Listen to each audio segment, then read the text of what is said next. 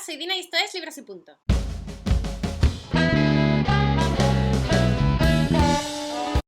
Hoy vengo a hacer el tag del siglo XX, que es un tag que lleva dando vueltas por ahí ya desde hace bastantes meses y en el que se supone que a lo largo del siglo XX, en cada década, tú tienes que mencionar un libro que a ti te gustase personalmente por alguna u otra razón de esa época en concreto, o sea, de esos 10 años en concreto.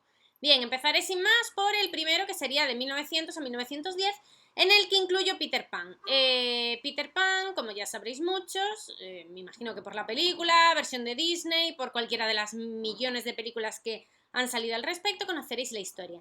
Pero debo decir que la historia del libro es mucho más que todo lo que conocemos, pero muchísimo más. Es un libro brillante, pero es un libro muy denso, es un libro adulto, no es para nada infantil, es un libro que tienes que leer sabiendo a lo que te vas a enfrentar, porque es un libro, ya os digo, denso, hiperdescriptivo, muy fantasioso, pero hay tramos de la historia en los que te cuesta entrar. A mí me gustó mucho, me pareció súper lírico, fue una de las cosas que más me gustaron de esta historia. Me gustó mucho descubrir al Peter Pan, al de verdad, que es otra cosa, completamente diferente al Peter de Disney. Y la verdad que fue un libro que me llegó y que leí en un buen momento, pero no creo que sea un libro para todo el mundo ni que le vaya a gustar a mucha gente, la verdad. Yo digo, a mí personalmente me gustó, pero no creo que sea un libro con muchos fans reales. Y lo de reales lo digo por algo. Bien, luego en la siguiente década, que sería de 1910 a 1920, tengo que hablar de Demian. Yo ya sé que soy una pesada, que siempre os estoy hablando de este libro de Hermann Hesse, pero es un libro que me marcó, que he vuelto a releer este año, que me ha vuelto a marcar como me marcó la primera vez, o incluso más diría, y que no solo está bien escrito, sino que es un libro de filosofía en el que nos habla de una relación entre dos chicos, o sea, una relación de amistad que se convierte en un descubrimiento de vida, porque el protagonista a través de Demian descubre cosas religiosas, cosas filosóficas, cosas realmente importantes que cambian completamente su vida y su percepción de la realidad. Y esa parte es que es tan fantástica y tan chocante y tan real a veces que te deja con la boca muy abierta, y yo creo que es un libro súper recomendable para leer pues al principio cuando tengas unos 20 años o los rondes, porque es un libro que yo creo que te construye como persona. Bien, el tercer libro, que sería de 1920 a 1930, escogí Mendel el de los libros. Mendel el de los libros fue un libro que me gustó mucho, que yo diría que hasta me marcó. Es un libro que recuerdo como con añoranza, creo que es la palabra perfecta para decirlo.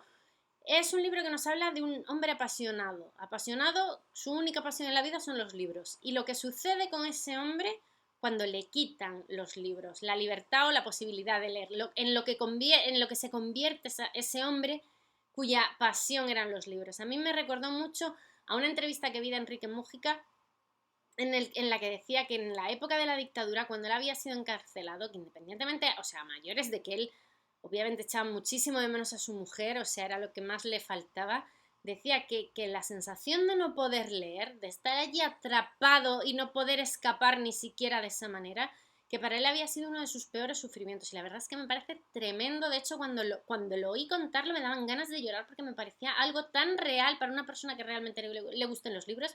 Y Mendel, el de los libros, es un libro que refleja eso exactamente. Entonces, si sois apasionados de los libros, lo vais a disfrutar, pero inmensamente. Y además es un libro muy cortito, que se lee en un suspiro, y es de Stefan Zweig, que es este autor tan brillante que no escribe nada malo. Después, en la siguiente década, que es la de 1930-1940, he escogido 10 negritos de Agatha Christie. Porque la verdad es que es lo único que me he leído de Agatha Christie. Tengo que leerme más cosas de esta mujer, pero para mí fue tan sorprendente. O sea, yo nunca en mi vida pensé que Agatha Christie fuera mala, pero la verdad es que pensé que era bastante bestseller, o sea, que era una lectura así como perralleira, pero la verdad fue... El libro es muy bueno, está muy bien construido, dicen que es uno de los mejores de Agatha Christie, los que conocen la obra más al completo, por eso fue el que yo escogí.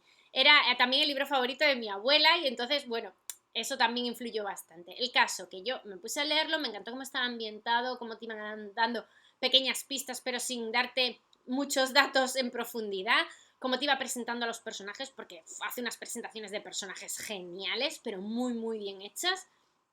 Pero es que cuando lo acabé, me quedé loca, muerta y alucinada, porque, o sea, el giro de la trama es brutal. Y el asesino yo no lo hubiera descubierto en los días de mi vida. O sea, jamás de los jamases. Me quedé francamente sorprendida y gratamente sorprendida. Recomiendo mucho a Agatha Christie, aunque yo personalmente solo me haya leído este libro, pero el año que viene me haré el propósito e incluiré alguno en las lecturas del año que viene, porque es que esta señora se lo merece, porque es francamente buena. Bien, después, la siguiente década, 1940-1950, escogí Por quién doblan las campanas. Escogí Por quién doblan las campanas porque creía que en esta lista debería haber algún libro de Hemingway. A mí Por quién doblan las campanas me gustó mucho, pero ya sabéis que mi favorito de Hemingway es El viejo y el mar. Algún día, de hecho, creo que voy a hacer una reseña hablando solamente de él, porque es un libro que a mí me llegó mucho. Por quién doblan las campanas también es un libro increíblemente bueno. No solo la historia es buena, ¿vale? Pero la historia podría ser una de tantas. Quiero decir, tampoco es que la historia sea el acabose en plan, qué historia, qué sorpresa, qué maravilla, no. Lo bueno es como escribe Hemingway. Es que yo creo, así a voz de pronto, diría que es de los mejores escritores que yo he leído nunca. O sea, me encanta cómo utiliza el lenguaje, cómo construye las historias. Me parece un escritor brillante y vamos, yo recomendaría cualquier cosa escrita por él porque de verdad que el tío hace magia con las palabras. En la siguiente década, 1950-1960, tuve que hacer trampa. Tuve que hacer trampa, o sea, este tag me ha obligado a hacer trampas.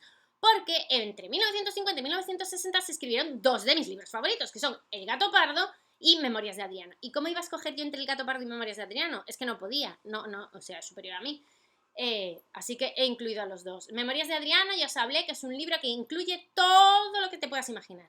Habla de literatura, de amor, de filosofía, de arte, de guerra, de política, habla de todo. Es un libro buenísimo, es un libro emocionante, un libro conmovedor y un libro en el que aprendes. Aprendes a cada página, aprendes cosas, generalidades de la vida que es de esos que te construyen como persona también. Para mí fue un libro muy, muy significativo, ya os lo conté en un vídeo al respecto, si os lo dejaré en la caja de la descripción por si queréis echarle un ojo.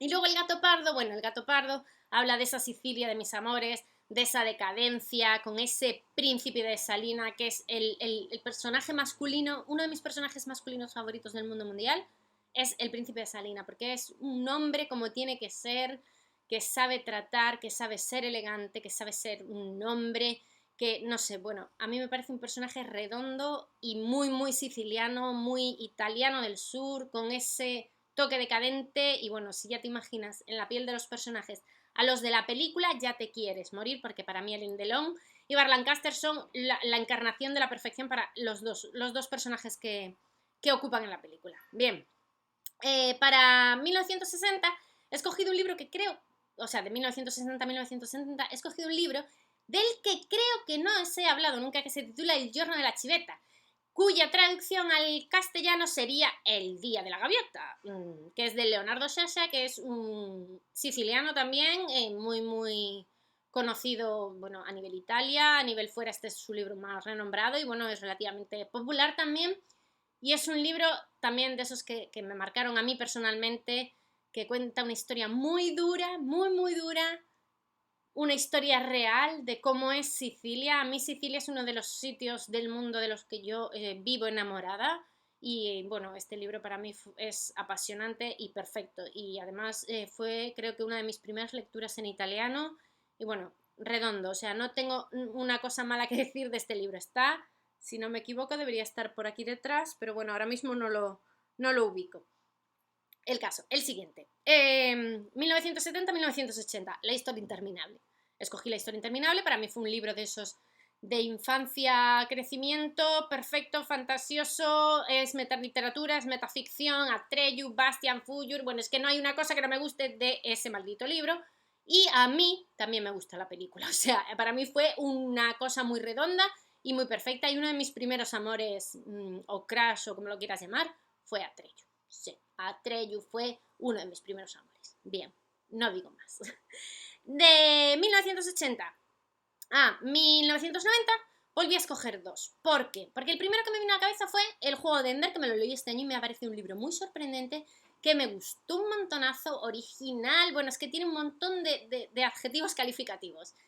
pero odio a su autor, lo odio mucho, mucho, mucho. ¿Por qué? Porque no sea santo de que alguien me dijo, un pajarito me dijo que mejor no supiera que quién había escrito este libro porque entonces ya no me iba a gustar tanto. Entonces no leí de quién era hasta que lo acabé. Y cuando leí una pequeña biografía de su maldito autor, lo odié mogollón, mogollón, porque es un machista, un asqueroso, un homófobo y bueno, es una persona deleznable, detestable y muchas otras cosas peores. Entonces, dije, voy a escoger otro libro. Y escogí Lestat el vampiro. ¿Por qué? Porque es un libro increíblemente bueno. Vale, Anne Rice ha escrito 300.000 a raíz de Entrevista con el vampiro. Lestat el vampiro es el segundo de ellos, pero es rematadamente bueno. Entrevista con el vampiro es un libro del que mucha gente habla, es un libro que tenía como una filosofía, que tenía un halo de originalidad, algo que todavía, pues como que fue revolucionario en su momento. Pero para mí, personalmente, Lestat, que es el segundo, es mi favorito, pertenece a esta década, al de la década de los 80, y es que Lestat, el personaje de Lestat es tan genial y genuino, y se le ve tan poco en el primer libro, que este es como el gran descubrimiento. Cuando lo conoces, de verdad, de dónde salió, viviendo en París, todo ese rollo decadente, esos amoríos del Lestat y esa pasión con la que vive, bueno, a mí es que me chifló. Y entonces lo he metido en esta década para apartar el juego de Ender por puñetero su autor. Y por último, de la década de 1990, escogí El Dador, que fue un libro que me leí este año, el año pasado, ahora la verdad no lo recuerdo muy bien, y que me quedé bastante impresionada, por no decir muy, muy impresionada con su historia. Es un libro juvenil de ciencia ficción. Pues bien, yo lo encumbraría a algo más que juvenil y algo más que ciencia ficción.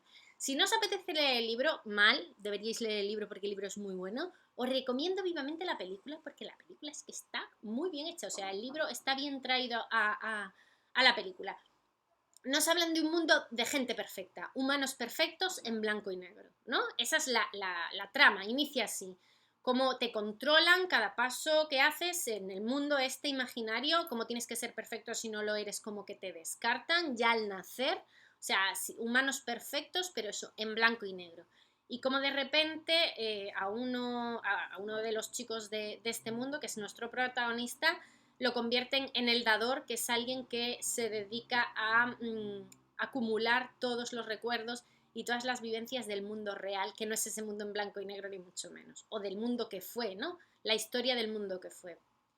Y es que es impresionante, es que es buenísima, original, original donde las haya, y estoy deseando leer la tercera parte porque me leí el primero y el segundo y ahora me falta la tercera parte y de verdad que es un libro sorprendente y francamente bueno. Y nada, este es el tag del siglo XX, espero que os haya gustado y que me digáis todo lo que os parezca en los comentarios. ¡Hasta luego!